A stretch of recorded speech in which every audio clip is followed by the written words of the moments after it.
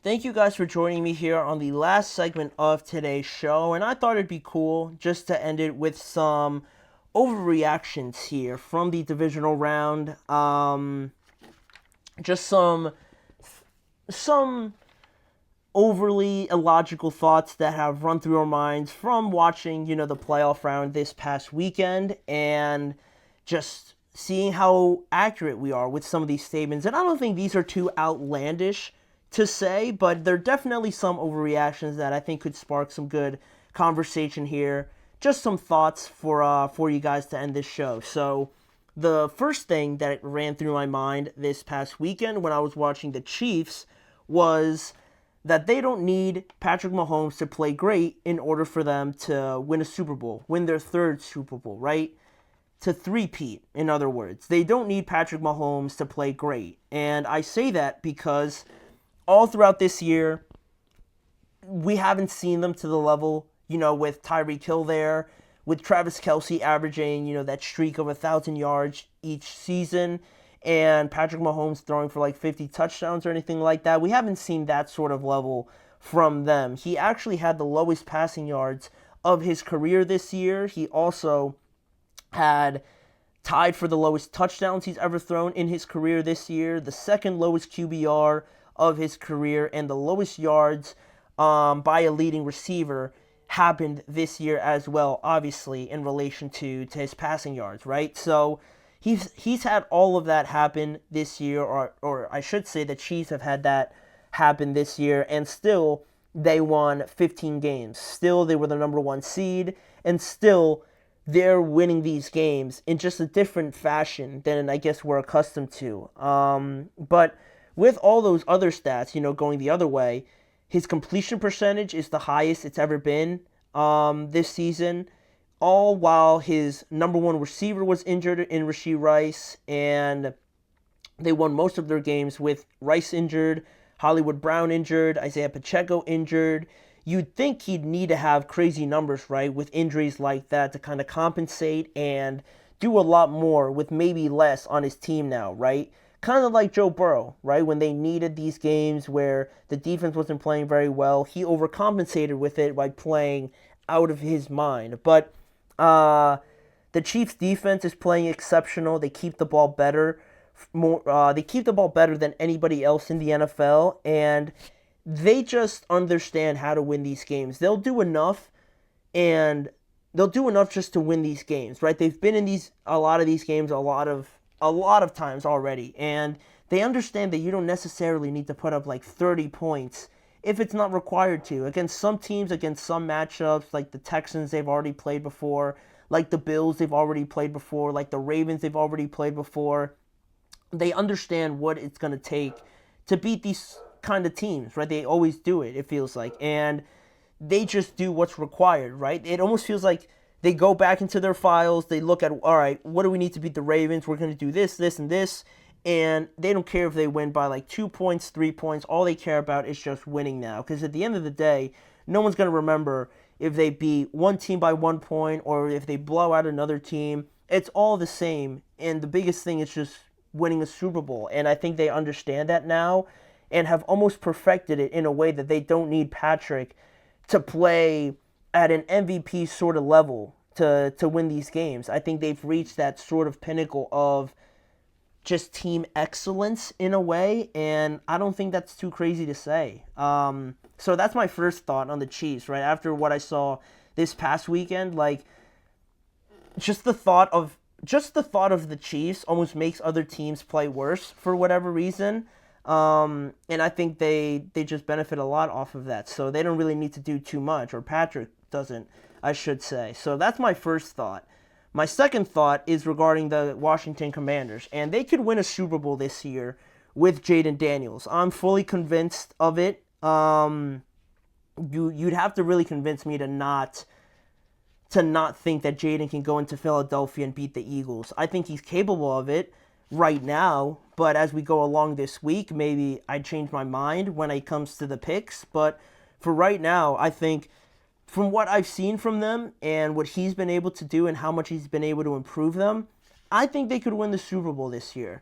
And I know I just finished talking about the Chiefs, right? And how they're just serial winners. But the Commanders, I know I can't doubt Jaden Daniels, I think, that much anymore. And it seems kind of exaggerated already because it's still his first year, obviously, but they've already made it further than all these expectations, considering it's only year one. Like I said, he broke the rushing record, the completion rookie records in the regular season. He brought Washington, again, to this NFC title game already for the first time since the last century, basically. And he has more postseason wins this year than negative plays. He's only punted one time. He's only been sacked one time in each of the last two games. And it's not like those are individual stats, really.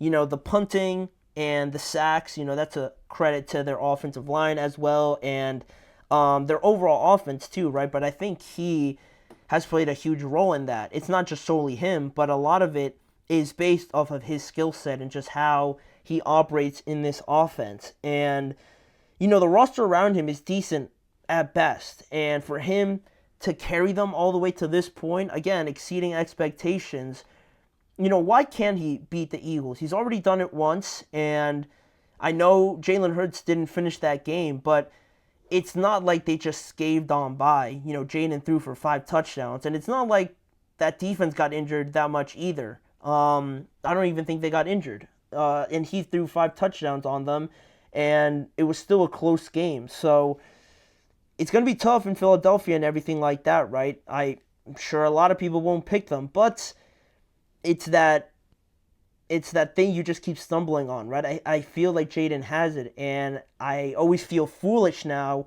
when I picked against him. I picked the Lions to win, and they got blown out, sort of, by the Commanders, right? They beat them by 14 points, so I'm on the fence of it right now, and I think I'm leaning towards more jumping on the bandwagon for the Commanders and really Jaden Daniels. I think he's starting to prove a lot of people wrong, and it's exciting, but I think they could win the Super Bowl this year, or at least I wouldn't be surprised if they did. I really wouldn't. Not anymore, at least. So that is my second statement, and moving on to the third one regarding the Commanders' opponents in the Philadelphia Eagles.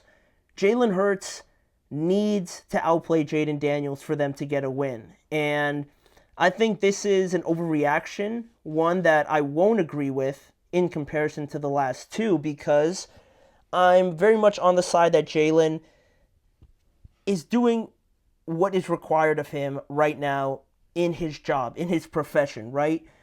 Other times where they made the Super Bowl, right, when they made the Super Bowl, it was required for him to do a lot more. He put a lot more impressive statistical numbers and things like that because he needed to. Now when you have a generational type of guy like Saquon Barkley, obviously, the way this team is operating and the way this team's molded, it's really highlighting the offensive line and that run game. And I just don't feel like he needs to play better than Jaden Daniels because they're not being asked to do the same thing. Jalen has a lot more, I guess, leeway with a better defense, with a better offensive line, with a guy like Saquon, a guy like A.J. Brown, and the rest of his team around him. And it's not like I'm taking away from what Jalen does. They're just required to do different things. I think that the Eagles play with a more of a risk aversion than the Commanders do. I feel like they'll just, with Jaden Daniels, they'll just be all right with whatever he decides. Whereas with the Eagles, they try to kind of push Jalen in a direction where he's not forced to make some of these risky throws. Whereas the Commanders are just like, you know what, Jaden, like you go out there. If it's risky, we trust you, basically, right? And I think they're just being asked to do different things. And I don't think Jalen needs to outplay Jaden Daniels. I just feel like he needs to continue to do what he's been doing. Make a couple throws, make sure the run game is operating on all cylinders, and they're going to continue to win games. I don't think he needs to have more passing yards or more passing touchdowns than Jaden to win this game. If anything, that might make it a little bit worse because they haven't really been doing that. So you don't want to change your whole approach to it now. So I think this is one that I wouldn't agree with, but I think it's one that I'm seeing a lot in just social media and just media in general. And the last thing I will say as an overreaction, potentially, is regarding the Buffalo Bills and that this is their best chance to defeat the Chiefs and get to a Super Bowl. And I think I will say it's their best chance up until now, just because I can't, obviously predict the future and things like that. But I feel like, yes, this is their best chance. This is definitely the most confident I've felt in the Bills defeating the Kansas City Chiefs, regardless of where they played. If this was in Buffalo, I'd feel even more confident. But the fact that it's in Kansas City, I'm like it's not ideal. But even still, I think the Bills can go in there and beat them, basically. The Bills have faced them before with bigger names like Stephon Diggs, Gabe Davis, and all these guys, and they've come up short, with Josh Allen being asked to basically outperform Patrick Mahomes a little bit, right, in the past. Now, they may not have the same recognizable names, but the variety and the different skill sets that they have and the unpredictability that this offense brings, I think makes them more complete and more dangerous. And they're so similar to Kansas City, right? We just talked about them in the previous segments, how the time of possession is huge for them. They have multiple runners that they could go to. The quarterback doesn't need to play crazy to win this game, and they're playing a lot more methodically and precise rather than explosive and spontaneous and, fast-paced.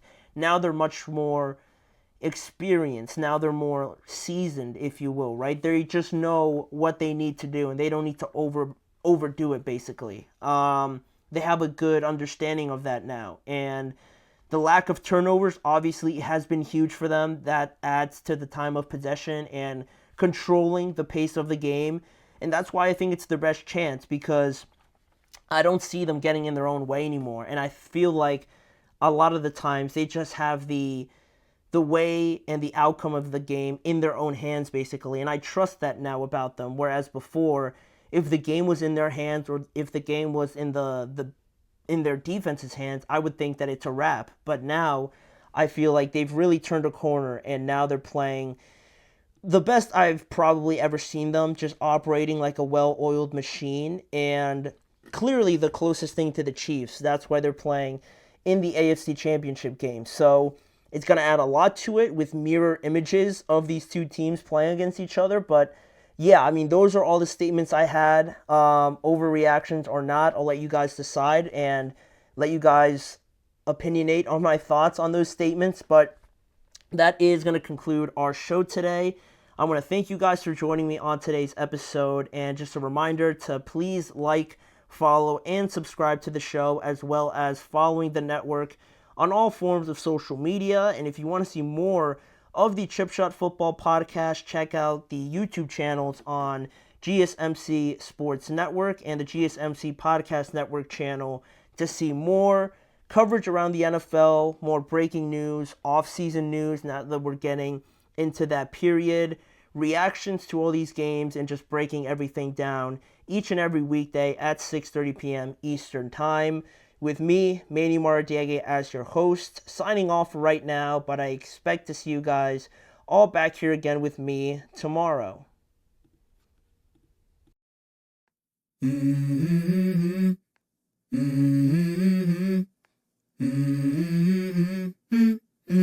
Let's go. I wake up to a little bit of drool on my pillow, feel like it's gonna be a bad day. Yeah, I'm tired of shit, and the coffee ain't hit yet, damn, ain't that great. I don't wanna go to